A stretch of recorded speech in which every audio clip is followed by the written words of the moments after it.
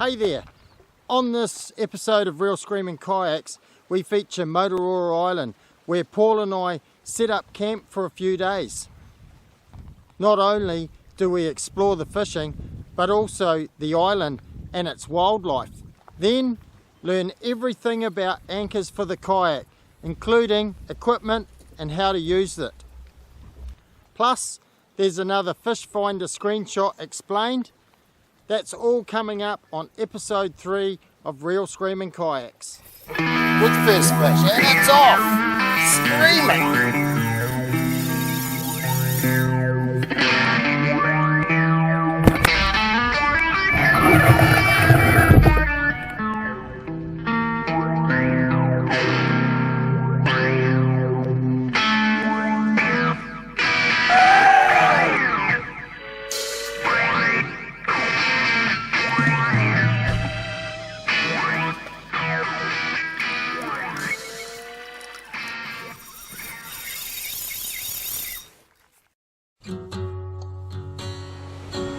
For weeks on end, strong winds made getting out on the water impossible. It's enough to make any kayak angler extremely grumpy, until it reaches a point where cabin fever sets in. Eventually, the weather passed on, and the spirits soon lifted with the promise of finally getting some nice conditions. Finally, a window of opportunity presented itself, so Paul and I were soon off on another adventure. This time, our destination is Motuora Island, located just north of Auckland in the Hauraki Gulf. Access to the island is by water only, with Sullivan's Bay the best place to launch from. Just getting ready to do the mission. Paddle across. First stop, Saddle Island, through the trees there. Assess the awesome conditions that we've been dealt with today, and then make a break for Motuora. Hey Ben. It's pretty rough out there. Reckon? Looks nice in here, but when you get out past that other island it could be pretty interesting, so we'll see what happens. We've got a following window, outgoing tide, so hopefully it's okay to go across, and that's what our goal is, so we'll see what happens. Should be easy, piece of piss, eh? A couple of kilometres paddling through the calm waters of Sullivan's Bay has you reaching Saddle Island. When we got there, conditions were pretty choppy and definitely not for the inexperienced. With the wind and swell in our favour, we punched through another 4 k's to Motuora. Our campsites were just a short distance from the beach, so it was easy to drag the kayak right next to your tent.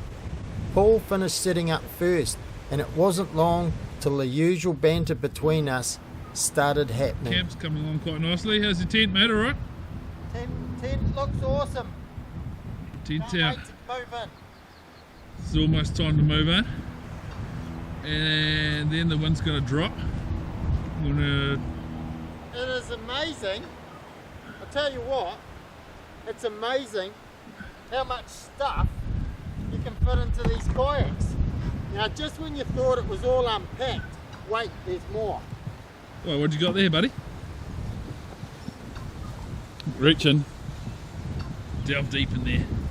Oh, I can just get it, but It's probably more beers. it's amazing where you can fit all these little things. This is my bedroll. Oh, I'm super happy because I've got a mattress. oh mine's self-inflated.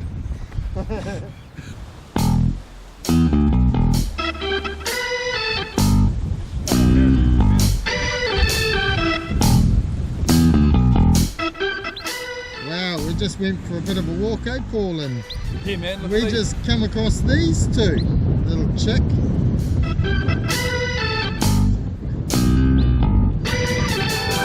Over and out. It's over and days. Always on the telephone.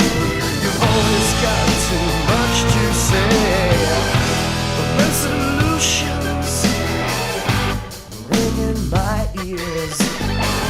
try to practice what you preach, but it's enough to bring a man to tears. I'm not so proud of the things that I've become. Not too worried about holding on. Motuora, Motuora, and Kayak. Hauraki Gulf, eh? All that's left is pain and strife.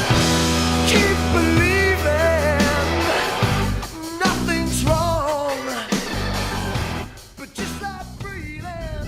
One of the best things to do is take a little look at your environment before you go fishing. That way you'll kind of know what you're up against when you get out there on the water. Not too worried about holding on. Holding on, I try to explain. Holding on, but you laugh in my face. Day by day you push me away. Holding on. Not another minute, in another day I won't be there to preach to, lie to, cheat to, cry to. And when you've finished, Taking a walk around the island at low tide showed us just how much life exists along the coast. The number of birds on the island was impressive, and the fact that they just went about their business as usual, not bothered by our presence. I would attribute this to the fact that Motuora is an offshore island and the marine ecosystem has less pressure from people than the coastline on the mainland and close to the city.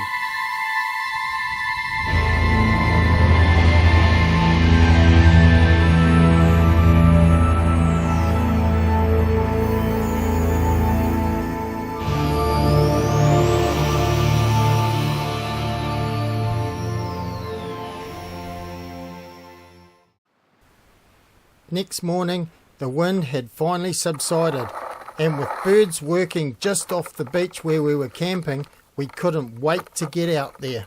So here we are, first morning out at the island, Motuora Island, and we've just come off the shore, and already I can see lots of fish sign on the sounder.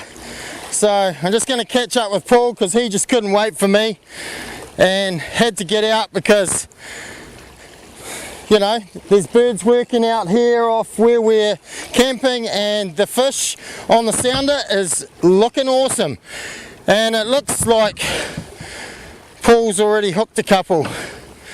So yeah, awesome, can't wait. Oh yeah, and into a fish. Didn't take long. There's plenty of sign on the sounder.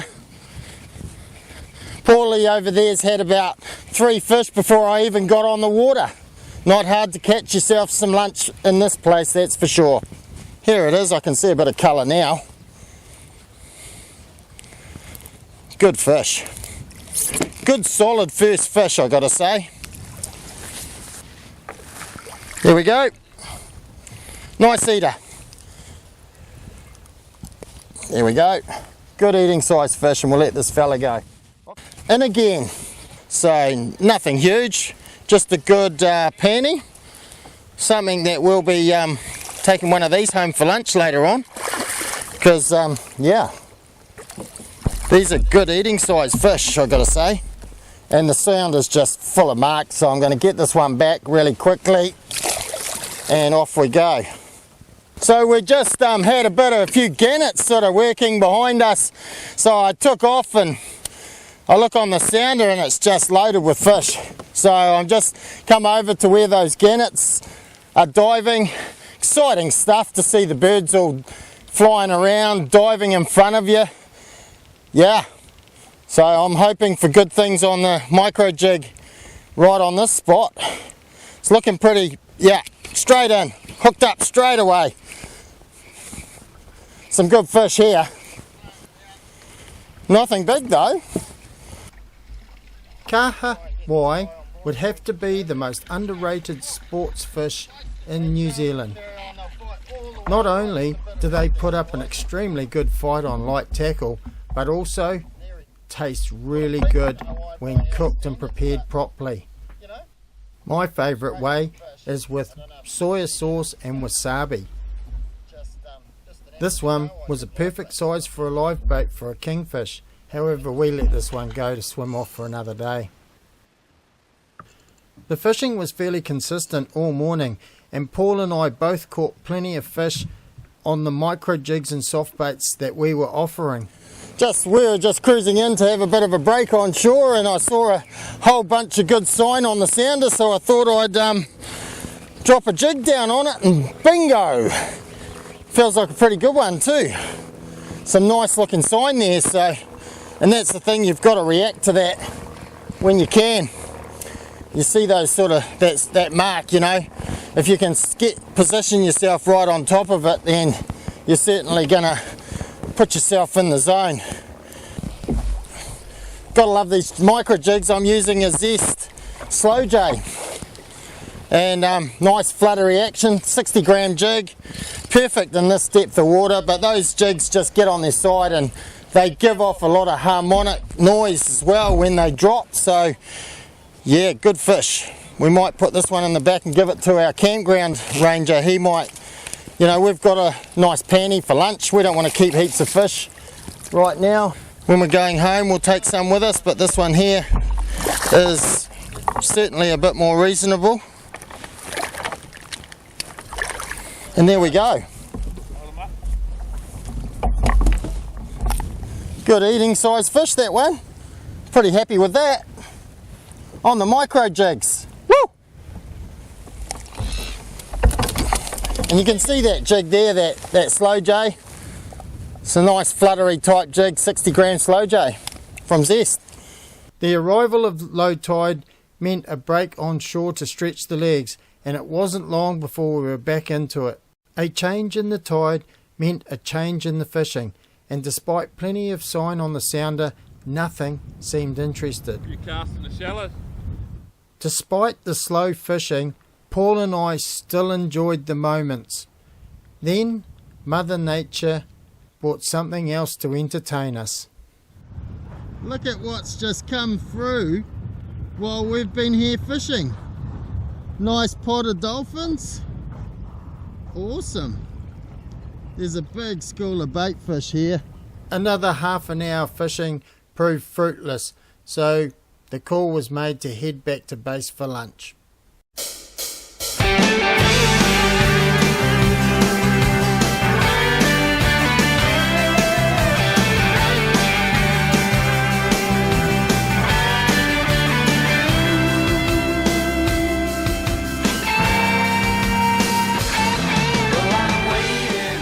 So we've got this nice fish here that we've kept for the ranger, and rather than fillet it for him, he might want it whole. So what we're going to do is we're just going to gut and gill it for him so that it's in mint condition, and we're just doing it down at the water. So you just go from the anus right up through where the gills are, and take extra care not to slice yourself, obviously.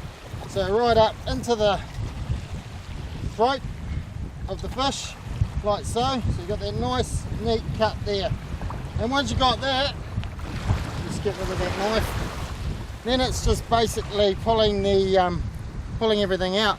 Now it's easy to do, so you do it by grabbing the gills first with your fingers and ripping them off. And what that does is, by doing that, you're taking everything. The throat's still attached to it, so you're just freeing all those gills away from the fish, and then basically going underneath and just pulling out the entire. Look at the row on that. My God, we might have to leave that row in, because that is superb. You can see that those two rows there, they are fat, so they're really nice to eat. I'm going to leave them attached. So basically what we've got is there's the gills and all this gut there, and we just separate it from the row. So what we're going to do is, nothing goes to waste when you're on an island like this. That's right, mate. So we're gonna basically give this to the birds that are on the beach here. Last night we saw some dotterel and a young chick. That was pretty cool. So hopefully the birds will find this. There's a couple of seagulls around us now. I think they've found us already, mate. So they're waiting, so let's give it to them. So we put it on the beach and they're just going to pick away at that. And we're just looking after nature entirely when we're out here, which is a really cool part about going away camping on an island. That's a cool insulated bag you got there, bro. So yeah, this is the latest design from in my range. The fish have come out really cool, even though we haven't put them on ice or anything. There's been no ice in here, because with the camping, that's why we're not keeping too many fish. You know, we're eating them because basically we can't chill them down, so the best thing we can do is try and utilize them when we want to eat them, and that's all. So these are fresh. We're going to eat ours for lunch, but this insulated bag has had no ice packs in it, and the fish are really, really cool still. So that says a lot about the insulation quality of this. So yeah. What are we going to have for lunch, bro? Snapper, crumbed in panko breadcrumbs, Mate. cooked in olive oil and butter on buns with avocado. Yeah. Going back to the campsite. The roe in that fish was fat, eh? Really fat roe, and it shows you how much they're really in the breeding mode. Day by day, gotta find a reason for my life. And I've been thinking all the way, gotta get a break one day, find a place that I can call my home. This is going to be our panko breadcrumb Lunch. lunch. It's a little bit tricky doing a fish when it's fresh. It's better to let them chill down and set, so you need to take a bit of extra care just to make sure you fillet them and don't leave too much flesh behind on the bone. Generally it's not that easy when they're so fresh, so setting the meat is better, but that's not bad. I mean, see, there's a little bit left over there, you know, on the bone. Okay, might give that to the local pukekos yet, we'll see. Pukeko. They've been pretty naughty, those pukekos, I've got to say. They are pretty naughty pukekos on Motuora Island, man. So when you fillet the fish like this, don't take the fillet off, turn it over and do the other side. That way it stays intact and makes it easier to actually remove the fillet. So as you can see, the way I've taken these fillets off, they don't need cleaning. If you do it a certain way, you can actually get the fillet off the fish without actually taking it down and washing it. And if you're going to wash fish, I suggest you use salt water. Don't use fresh, it's really, really bad for it. So now all we're left to do is actually take off the skin. So we just do that by drawing the knife down the skin. It's important you have a really flat surface. So there we go. So only thing left now that we've separated it from the skin is just to cut down the centre. There's the pin bones here that run all the way down that bit there. So we want to remove those because they're what basically you don't want to be chewing on. They'll get stuck in your throat. So take that off. Now we're going to keep that and we're going to go give that to the birds too. So what we're left with now this fillet is clean. Not the cheeky pukekos. Not the cheeky pukekos. We'll give it to the seabirds. So see, we're just going to cut these nice bits like that and we're going to drop them into flour. And they're going to make our crumbed fish.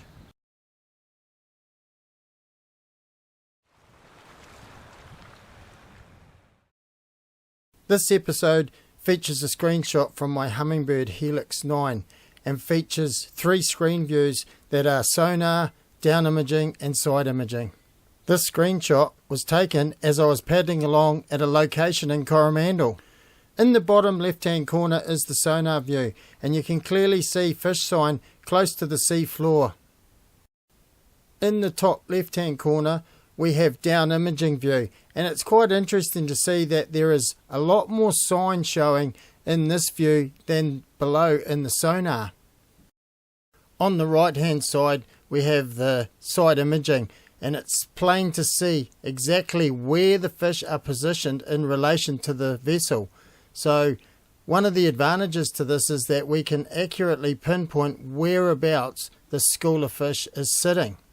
I proceeded to carry on up above the school and then switched to GPS view on the chart plotter so that I could calculate where I was and how far away the fish were. With the kayak far enough ahead of the school of fish and up current, I proceeded to turn around and drift back towards the fish. You can see here exactly where their location is by the screenshots that I took on my sounder. This technology allowed me to put myself right in the action where I dropped down a micro jig, and the end result was this nice trevally.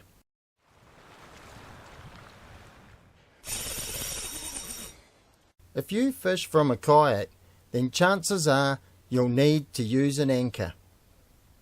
Because we are sitting in the middle of the kayak, accessing the best attachment points is near impossible and would require climbing along the kayak in order to access the bow or stern. The best solution for the job is a running anchor system. The system uses pulleys at either end of the kayak, and a loop of cord runs between them that has a leader that comes off and attaches to the anchor. The other type of system is the quick release anchor system that uses fixed pulleys and a loop cord with a ring in the center. In the case of the leader that connects to the anchor, this is connected separately to a quick release clip. The advantage to using a system like this is that you can release from the anchor. For safety, this allows the anchor to be ditched if conditions get too rough, and also allow the kayak to get on the tow when a big fish is on the line. In terms of anchors suitable for the kayak, there are two methods commonly used that involve either drifting or fixed. Both methods are used with various fishing techniques, but probably the most commonly used one would be drifting. Kayaks are more affected by wind than anything else, and as a result require a drift chute, sea anchor or drogue to slow them down when on the drift. It's important to select the correct size drift chute, and those specifically designed for kayaks are best. If it's too small, the drift speed will be far too high and you won't be as efficient fishing. The drift chute also needs a float attached to the rear of it, as this keeps it up on the surface and working more efficiently. Without the float, the drift chute would simply sink and sit directly below the kayak. Using a drift chute for fishing techniques like soft baiting, micro jigging and inch-cue fishing will improve your catch rate because of slowing down the drift, and also help you stay in touch with the lure. Fixed anchors are designed to keep the kayak attached so it stays in one location. The system starts with a containment device, which in this case is a winder. Not only does it provide a storage system for all the rope, but also a lock-off adjustable system for the length. 50 metres of rope covers depths of up to 20 metres, and 6 metres of chain attaches to the anchor. In rocky or reef areas, use a grapnel anchor with prongs that bend to release from foul ground. Small 700 gram folding anchors can also work on reef systems, with the larger size better suited to soft substrates like sand. Anchors are best rigged with a breakaway system. That way, if they get stuck on the bottom, it's more likely that you're going to get it dislodged. How this is done is by attaching the chain to the base of the anchor where the prongs are. Then the chain and top part of the anchor are attached using monofilament line. This line is around 4 kilos and fairly easy to break. Whatever you do, don't use cable ties to make the breakaway system, as when these snap, they are released into the environment. The best way is to tie the nylon so that when it snaps, it remains attached to either the chain or the anchor, and so when you bring it up, it can be cut off and thrown away properly. The mussel farm and mooring hook provides correct and safe attachment to ropes. Another optional extra that can make a difference when using an anchor is the anchor bungee. Designed to absorb wind gusts, heavy swells and choppy sea conditions, the anchor bungee will smooth your ride. Using the anchor bungee and float is ideal when combined with a quick release running anchor system. Before covering the various options, there's one aspect with anchoring that we must take some care with. This involves using a running anchor system and the potential for the kayak to get side on to the anchor. It's a dangerous scenario, especially if there's lots of wind and choppy sea conditions. With the anchor system's leader positioned in the central part of the kayak, it can act as a pivot point that can flip the kayak over if the weight comes on. To avoid this from happening, try to draw the running anchor system's leader and anchor down the side of the kayak to the seating position. The quick release system is by far the best way to do it and allows you to pull the leader right through the ring until either the anchor pack and winder or drogue is sitting right beside the kayak and can be pulled towards the angler. When deploying the drift chute, care must be taken not to get the float tangled in the front guide ropes, because this will prevent the drift chute from opening properly. Throw the float end first so the drift chute lays nice and flat on the surface of the water and runs in the opposite direction in which the kayak is travelling. Then run the running anchor system down to the rear of the kayak. By now, the drift chute should be fully open and slowing you down. To retrieve the drift chute, bring it to the side of the kayak, pick it up by the rear float and lift it out. This will empty all the water out of it. With fixed anchors, before deploying them, it's best to run your running anchor system to the end of the kayak that you wish to be pointing in the direction of the fixed anchor. Let the anchor go over the side, followed by the chain.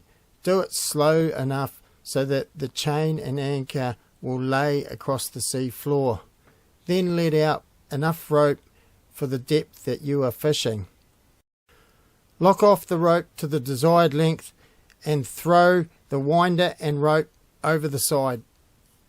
Wait for the kayak to swing around into position before fishing. Check that the kayak is sitting in the right position and periodically make sure the kayak isn't moving and the anchor has a good hold. When retrieving, care needs to be taken so as not to get side on to the anchor. When pulling down the line, try to steer the kayak using the rudder if available so as to point the kayak in the direction of the anchor. Then proceed to wind all the line onto the winder. Care needs to be taken when you get close to the anchor, and this is where you'll need to dislodge it from the bottom, so be careful not to throw yourself off balance and tip the kayak over. When you have heavy swell, it's best to get hold of the leader on the running anchor system, then run the anchor system back up to the nose of the kayak before retrieving the anchor. That way, if you need to let go of the anchor when trying to dislodge it, you can be assured the kayak will swing around and pivot off the front instead of the centre where you can be tipped out. Be careful when anchoring within mussel farms. Never use a traditional type anchor, and only a mussel farm hook is appropriate. You need to be careful when choosing a suitable location that you attach yourself on the side of the buoys where you will be drifting away from them. If you get it wrong and you're sitting where the wind and swell can lift and push you onto the buoys, then it's quite likely you'll end up rolling the kayak over. When connecting to the mussel farms, you must choose the ropes that run horizontal along the surface and are connected to the buoys. Never connect to the down dropper lines that the mussels are growing on. When disconnecting from the mussel farm, after finishing with your fishing, be careful once again pulling yourself towards those lines and mussel buoys, as a swell or wind can lift you up and tip you out. Special thanks to our sponsors. Outdoor Sports New Zealand provide the Old Town kayaks and Ocean kayak that get us to the action. Humminbird provides the technology that finds the fish. SHARKSKIN protects the body against the elements. Neptune assists with the free diving, and Pelage captures the seafood. Jigstar rods fight the fish, Zest jigs attract the bites, and Gamakatsu hooks nail them.